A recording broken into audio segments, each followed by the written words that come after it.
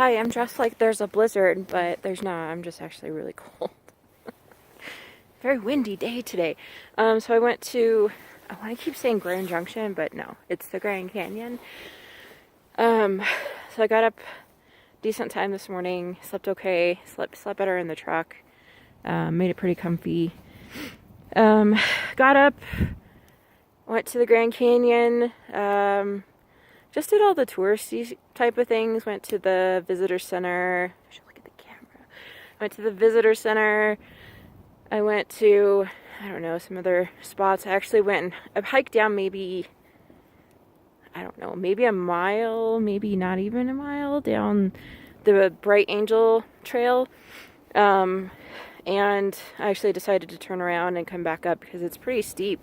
And I'd rather hike up and then down than hike down and then up. So I actually probably could have kept going a lot longer, but there was also a storm coming in and it was windy. That's why I'm bundled up now, because the wind has just been bitter. But I knew the temperature was going to be like 50 degrees and windy, so I expected it. So yeah, I finally broke out my winter coat. This thing is great. It's kept me warm for a few winters. I've got a, I don't know, decent sized fire going. The Grand Canyon was really cool. I would love to come back and actually hike like a significant amount of it someday. Fire, finally the fire's warming me up. So one day I'd like to do that. I mean, I've got big goals and I definitely have to work hard to get to them. So it was, it was cool. I recommend the Grand Canyon to anybody. I also recommend getting the National Parks Pass if you're going to do all this stuff. Like, I went to the Grand Canyon yesterday, and I went today, and I think each national park was like $25 to get in. I know when I drove up through Rocky Mountain National Park last fall, it was $20, and at that time I was like, wow, that's expensive, but it was cool. So I'm definitely using my pass as much as I can. I might stop by Mesa Verde on the way home just to use my pass again. That or Gunnison, because I want to see the Black Canyon. I mean, nothing's going to compare to the, excuse me, the Grand Canyon. But yeah, so that's the plan. So tonight I eat dinner. I'm hoping to crash fairly early tonight. The wind, of course, stops now that I'm all bundled up. And, the sun's going down kind of behind me. I actually got the same spot, so not too bad. I drove down another road. It was too hilly. I need somewhere flat. That's one thing I've learned, is you need somewhere flat if you're going to sleep in your vehicle. So anyway, I'm going to get up tomorrow, maybe sleep in a little bit, depending on what time I go to sleep tonight. Get up, make some breakfast, take my time getting my stuff together. I kind of rushed this morning. I need to secure the top bag again, kind of readjust everything. I've got my tent in there and a cot and another chair to kind of show that I've got another person here with me, but I actually haven't brought it out for a few nights. Sorry, Mom. I'm pretty, I've got some space around me. There's somebody parked across the road over there, and then I think the same group of people are kind of over that way. I've got the same setup.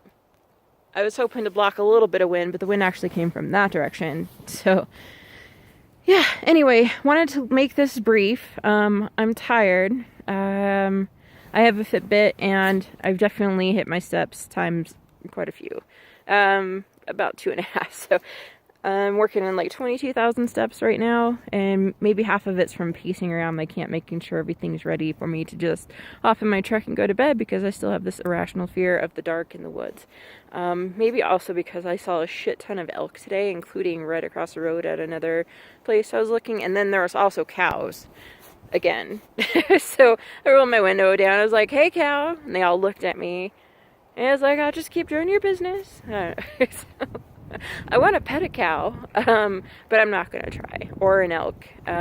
Today I saw some children, looking at an elk, and they're like, oh dear, and I got a little nervous. I'm like, oh, please don't get close.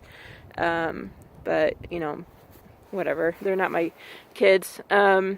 last time I was here when I was 22, I did yell at some parents because this kid the railing wasn't as sturdy as it is today. There's actually fencing that was loose on the top, and the kid was leaning over it, and it freaked me out. So I kind of, hey, parents, keep an eye on your kid. It's scary. At that time, I also bought this book called Death in the Grand Canyon, and I think that's kind of got this morbid, fascination about it. And I actually wanted to see more of the desert side of it all. I don't know. I didn't get to see what I wanted to see, so maybe I should have took my time, but I also kind of am anxious to get back home, to sleep in my bed again. I think it's just, I'm too nervous sleeping out here by myself, so I think that's, this is a one-time thing. So anyway, I'm gonna head down to Sedona tomorrow. I'm gonna stop in Flagstaff, hopefully wash some clothes. I'm tending to wear the same clothes, and I'm pretty sure I smell pretty good by now.